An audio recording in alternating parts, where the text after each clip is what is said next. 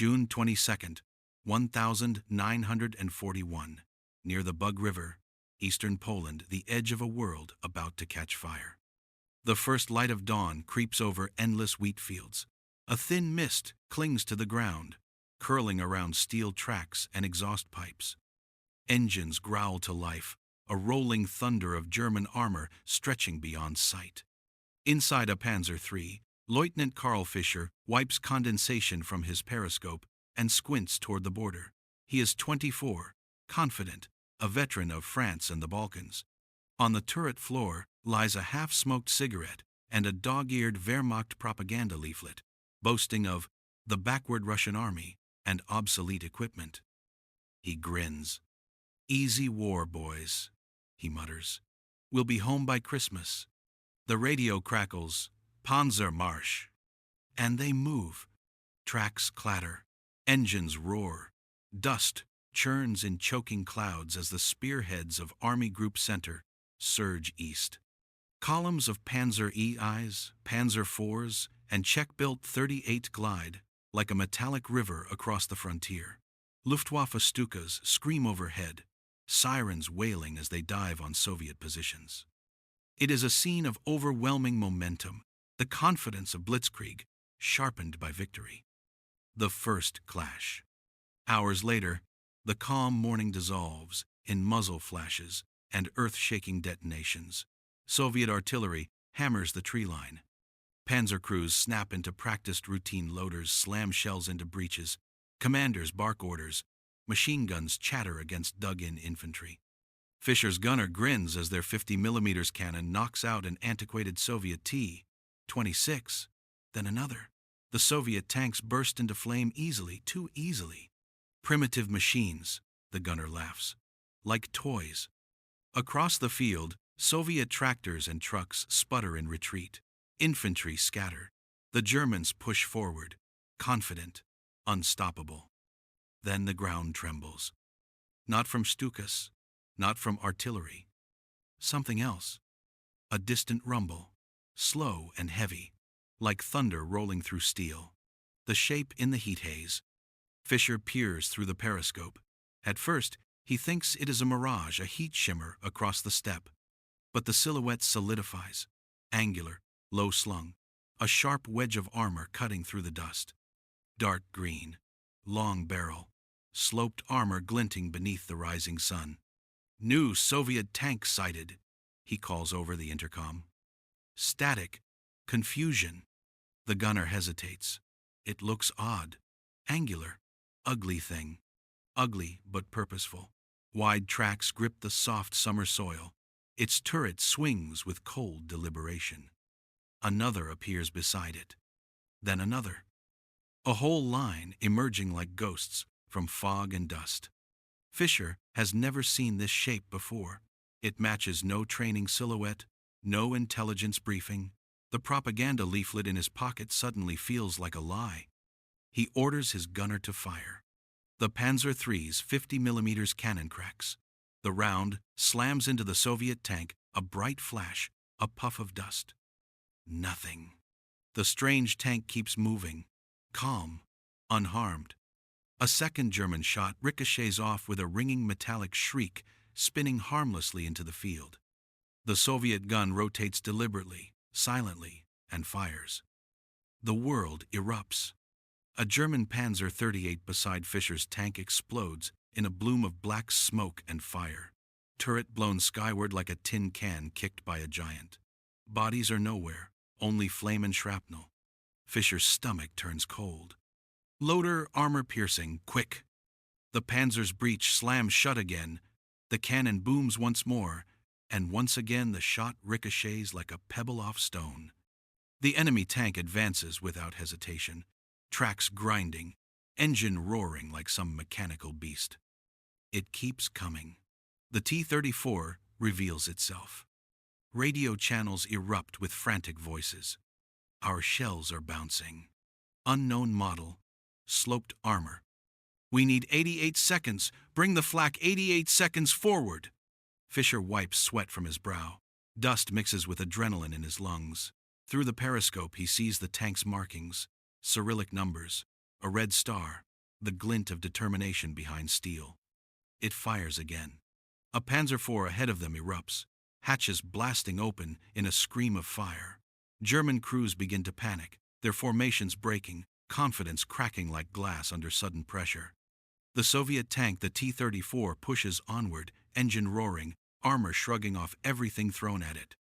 Fisher whispers, barely audible over the chaos. What are these machines? This was not in the briefings. This was not the enemy they expected. The German tank crews had laughed. Now, for the first time in the war, they feel fear. And in that moment, in the smoky fields of the Soviet Union, pride fractures into realization. The Eastern Front would not be like France. This enemy would not collapse. And this tank, this angular demon of steel, is only the beginning. Karl grips the periscope as the T-34 closes in, a titan in the rising dust.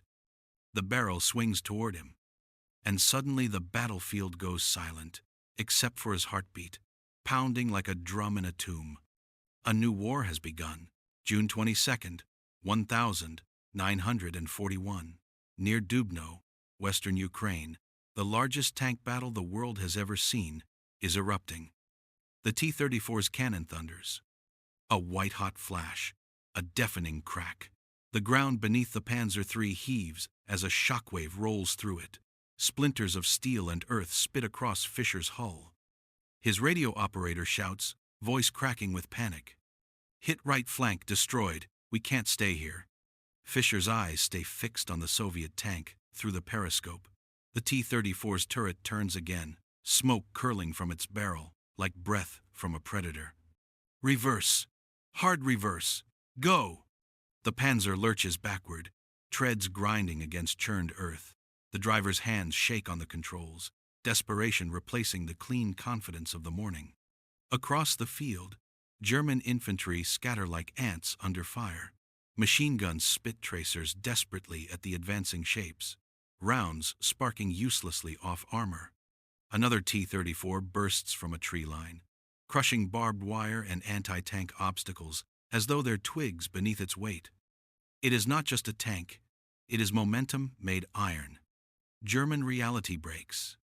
Fisher had been trained to outmaneuver, strike fast, break morale. That was blitzkrieg. Shock, speed, fear. But now they were the ones stunned, slow, afraid. Another radio call crackles to life.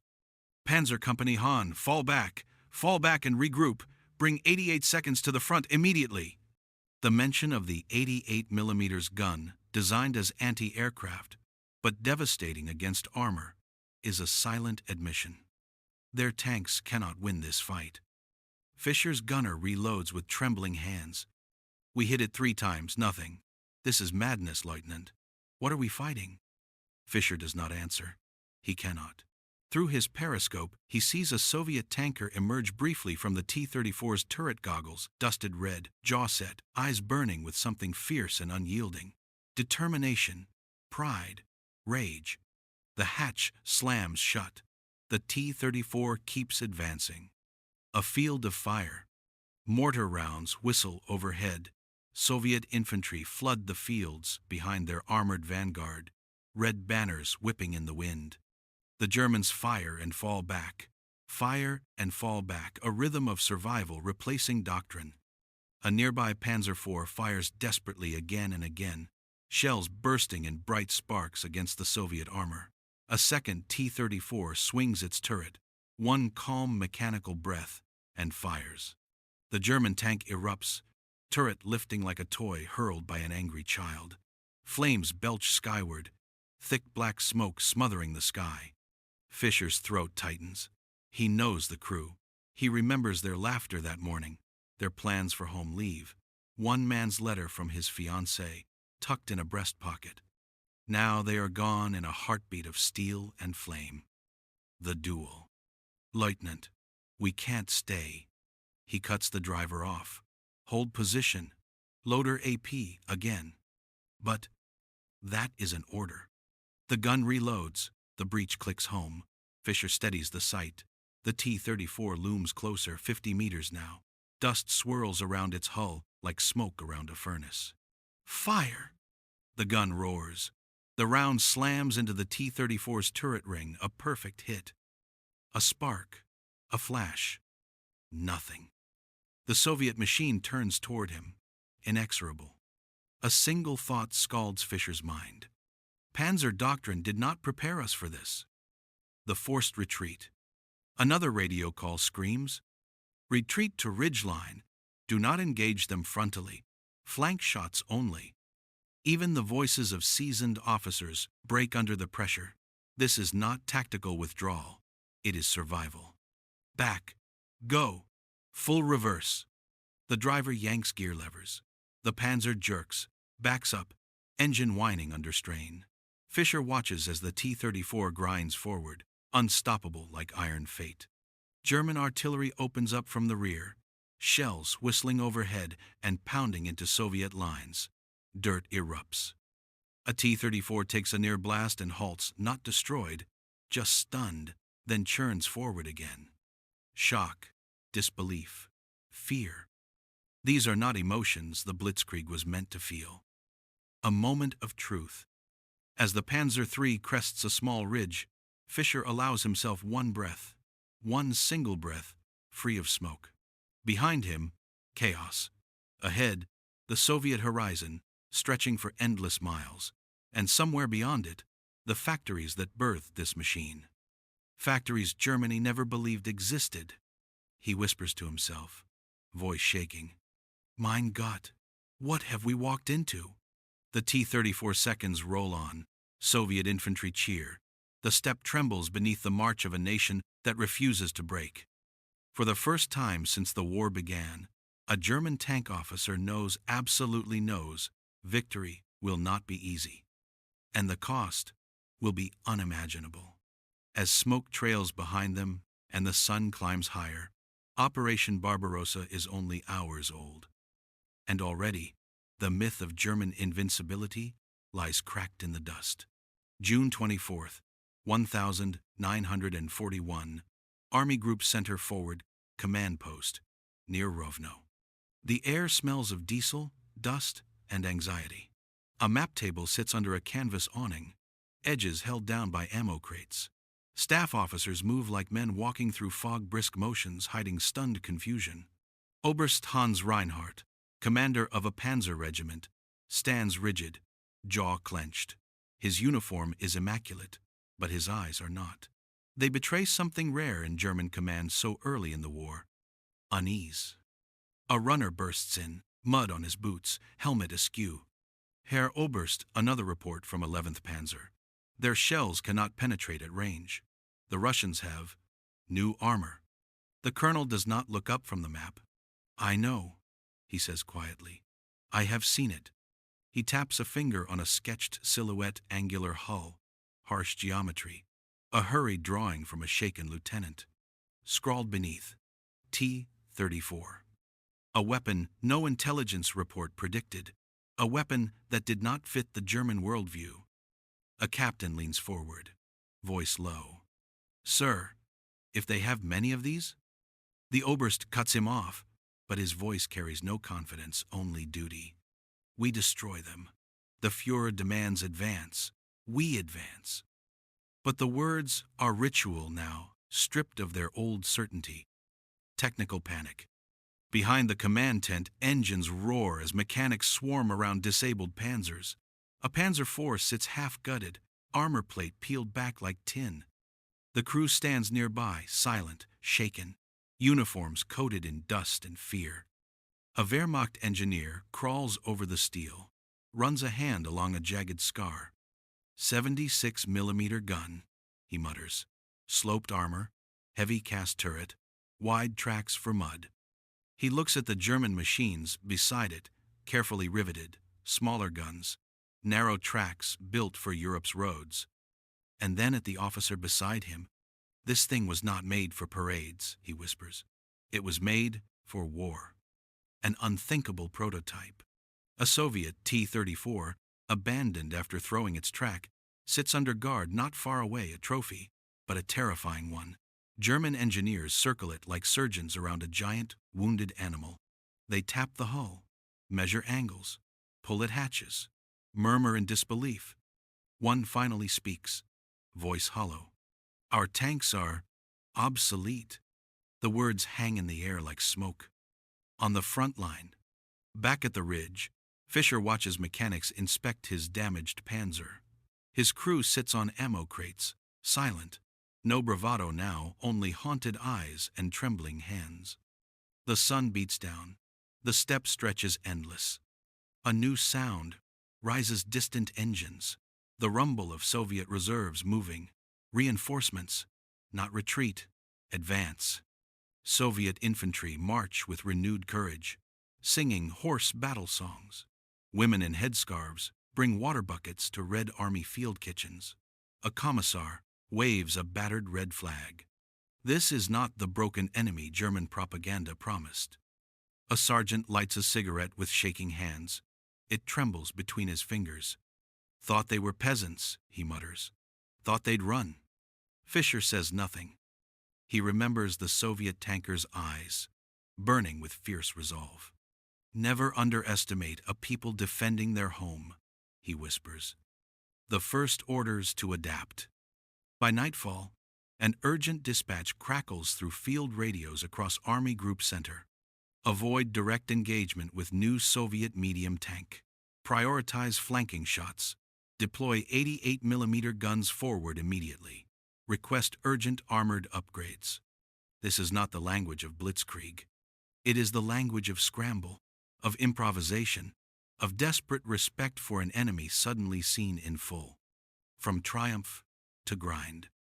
The officers gather around a campfire, but there is no laughter now, only hushed voices trading rumors. Factories beyond the Urals, thousands of these machines. They built for winter. Our intelligence failed us. Someone asks quietly, "Do you think Berlin knows?" Fisher looks east, toward distant thunder, toward the massive shadow of the Soviet war machine, awakening like a bear from hibernation. They will, he says. Soon. A sudden chill slips across the steppe, not from wind, from realization. Blitzkrieg was built on speed, surprise, and superiority. Here, in Russia, they had surprise, speed. But superiority? No longer. A T-34 sits dark on the horizon, turret pointed toward the stars, like a steel sentinel guarding the motherland. The war has shifted not by miles, but by truth. And truth cuts deeper than steel. October 1941, near Vyazma, west of Moscow. The autumn wind howls through broken birch groves. Frost gathers on tank hulls. Engines cough in the pre-dawn dark, reluctant to start in the creeping cold. A light snow drifts down, the first whisper of the winter that will soon swallow entire armies. Lieutenant Karl Fischer stands beside his Panzer III, now patched with crude weld seams and steel plates scavenged from wrecked Soviet machines. He pulls his coat tighter, breath coming in white clouds. His crew works with stiff fingers, muttering curses at frozen bolts and jammed grease guns. The ground beneath them is scarred by ruts and frozen mud terrain the Soviets designed their machine for. Wide tracks mean mobility. Sloped armor means survival. Simplicity means reliability. Fischer runs a gloved hand along the Panzer's armor. Beside him, a mechanic shrugs. "She's a good machine, Lieutenant, but..." He glances east. "This land favors them." Fischer nods, silent. In the distance, a T-34 engine rumbles low, steady, confident. German innovation under fire. Orders had come down in urgency.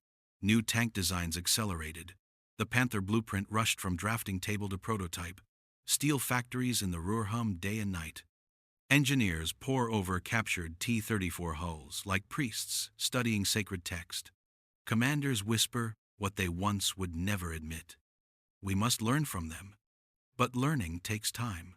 Time the Eastern Front does not give. Meanwhile, battlefield improvisation becomes doctrine. German crews fire smoke to blind T-34 seconds, lure them into ambush, call for 88mm guns to gut them at range. Infantry teams crawl through frozen grass, with Panzerfaust prototypes and bundled grenades. And still, the T-34 seconds come. In threes, in fives, in whole platoons. Red stars bold against white frost. Voices in the snow. One night, as snow thickens, Fisher hears a distant song, carried on icy wind, rough voices, weary, yet unbroken. Russian voices. He cannot understand the words, but he knows the meaning. They endure. A junior radio operator approaches, wool scarf crusted with ice. Herr Leutnant, orders, we attack again at sunrise. Fisher studies his men, hollow eyes, frostbitten cheeks, bandaged hands, men who have traded certainty for survival, arrogance for caution, speed for tenacity. Understood, he says quietly. Then, after a pause, tell the men to eat and rest if they can. He does not promise victory, not anymore. A battlefield discovery. At dawn, German scouts haul in a disabled T-34 crew gone, hull scarred by dozens of impacts. It looks monstrous in the morning frost, like a beast dragged from a myth. Officers gather. Engineers crawl over it. One pries open the turret. Inside, simple levers, rugged welds, crude, yet brilliant efficiency. Not elegant, a captain says, but genius in purpose. Another nods. Built by a country that expected to bleed. Fisher runs his hand along the steel. Once he might have mocked its rough finish. Now he sees truth in it. This tank was not built to impress parades on Unter den Linden. It was built to win a war of exhaustion. Across the steppe, in a village beyond the tree line, smoke rises from chimneys. Soviet civilians shovel snow, repair fences, carry water. They are thin, hungry, yet defiant. A babushka traces a cross as soldiers march past. A boy in patched boots holds a rusty Nagant rifle twice his size. This land is not beaten. This people will not break. The commander's reflection. Around a field stove, senior officers review orders for the drive on Moscow. A major speaks. Berlin says this will be finished soon. Silence follows. An older captain sips bitter coffee. Berlin has not seen this winter, he murmurs, nor these tanks. Fisher gazes east, where the horizon glows with winter dawn and distant artillery flashes. He remembers Paris cafes, flowers in spring. Now he smells diesel, cold iron, and frozen blood. He murmurs words he would never have said months before. We did not understand who we chose to fight. Legacy of steel. Snow thickens. The T-34 on the ridge sits like a monument, rough, angular, and utterly certain of its purpose. In time, history will honor it as one of the greatest tanks ever built, not because it was perfect, but because it was enough. Enough to hold lines, enough to sow doubt, enough to turn invasion into stalemate, and stalemate into retreat.